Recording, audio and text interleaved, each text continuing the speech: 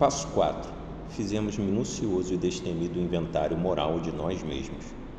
Quando vimos pela primeira vez as palavras inventário moral, havíamos recuado alarmados. Claro que tal tarefa era vasta demais ou desencorajadora. Para nossa surpresa, descobrimos que havia um ponto em que nos aproximávamos dessa tarefa sem medo, porque havíamos nos imbuído do terceiro passo. Ao nos rendermos ao Deus da nossa concepção, descobrimos-nos tendo intuições. Mantenha-se afastado disso, telefone para esse companheiro, venha para cá e não para lá, e assim por diante. Havíamos começado a confiar na orientação que estava nos ajudando a navegar para longe dos velhos padrões dependentes. Se Deus estava nos ajudando a lidar com nossas vidas externas, era mais fácil tornar-se aberto à limpeza do lixo interno, a confiar na orientação de Deus para a jornada interior. Mas como realizaríamos esse inventário? Nossa experiência compartilhada nos mostrara que não havia duas pessoas que o fizessem de forma exatamente igual. Não havia um caminho único para isso. O que nós realmente buscávamos não era apenas o alívio da confissão, o de haver completado uma lista específica ou narrativa de nossas vidas. O que precisávamos era conseguir uma compreensão sobre nós mesmos, tanto quanto possível, sem medo, orgulho ou reservas. Precisávamos achar um alicerce e, desta base, analisar sem ilusão quem e o que fôramos no mundo, o que achávamos que tínhamos sido para os outros e para nós mesmos. Além disso, precisávamos ver os motivos por trás de nossos atos e a imagem que mostrávamos para compreender a satisfação que derivávamos de nossa dependência. A maioria de nós achou que fazer o inventário por escrito era de muita ajuda. Olhar o que havíamos feito no preto e no branco era uma ajuda valiosa para a honestidade e a objetividade. Os próprios sentimentos que nos haviam ajudado a construir a dependência, orgulho, ressentimento e autojustificação, entre outros, eram o que podia nos impedir de vê-los tais como eram. Ao ler nossa própria versão dos acontecimentos, podíamos muitas vezes perceber nossas próprias desculpas e a necessidade de culpar os outros. Víamos claramente o progresso de nossa doença espiritual e como eram convenientes essas lembranças ao procurarem minimizar nossos papéis nas derrocadas mais dolorosas. O que estava nas entrelinhas do nosso inventário escrito era muitas vezes mais importante do que o conteúdo. Ao olharmos para nossas vidas atuais e para o passado, vimos que virtualmente tudo o que fizemos e todos os que conhecemos foram explorados para satisfazer nossas necessidades dependentes. Podemos ter começado nosso inventário com relacionamentos particularmente penosos em nossas vidas, mas logo começamos a ver os padrões. Dávamos a vida por certos tipos de mulheres ou pessoas bem-sucedidas. Procurávamos pessoas que podíamos socorrer ou que pudessem nos socorrer. Vestíamos-nos para atrair o tipo de pessoa que dizíamos não querer. Seduzíamos as que tinham algum tipo de poder sobre nós por meio do trabalho ou da amizade. Afastamos nossas famílias com maus tratos verbais ou emocionais quando mais precisávamos delas e assim por diante. O processo era semelhante ao descascar de uma cebola.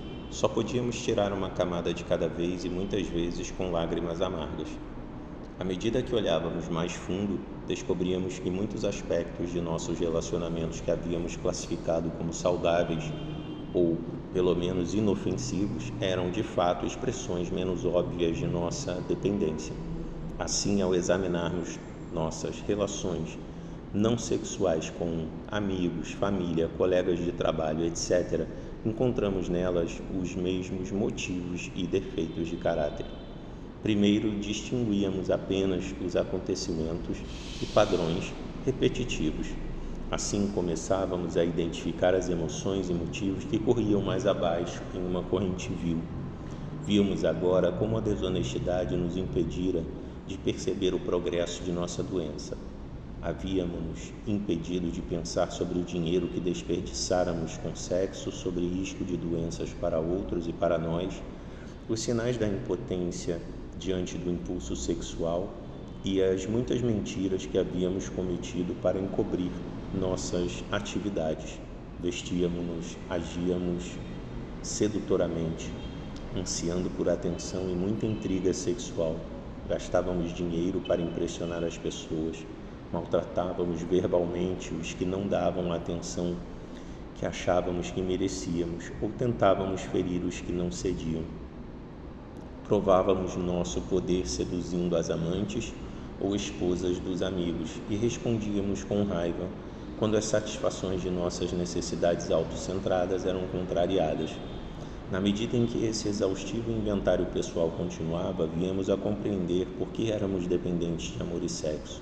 Isso não era uma teorização psicológica abstrata sobre quais influências pudessem ter nos tornado dessa maneira. Era um olhar honesto sobre algumas das recompensas que tínhamos derivado de nossa dependência. O conforto da autopiedade, o luxo do ressentimento autojustificado, a precaução de não ter que assumir riscos emocionais autênticos e uma real responsabilidade com os outros.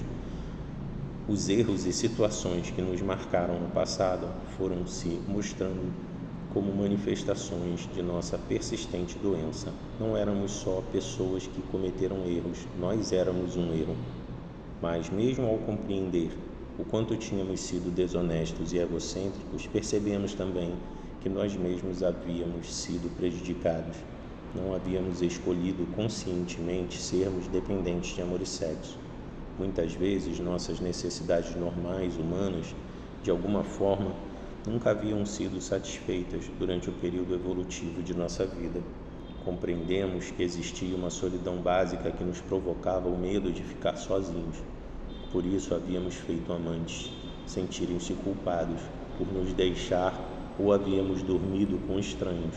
O medo de não merecermos um verdadeiro amor nos levou a fazer sacrifícios excessivos para pais ou amantes, a flertar com qualquer um para provar que éramos atraentes e a mentir para impressionar. O medo de encarar a dor ou assumir compromissos nos levou a relações com pessoas de quem não gostávamos ou a manter relações destrutivas ou vazias. Por meio do processo do quarto passo, percebemos que o orgulho e o voluntarismo escondiam a ânsia de uma criança solitária e assustada, um vazio que clamava por ser preenchido. Nós não causávamos isso e não podíamos controlá-lo. Essa compreensão foi o começo da compaixão, nossa primeira percepção do auto-perdão.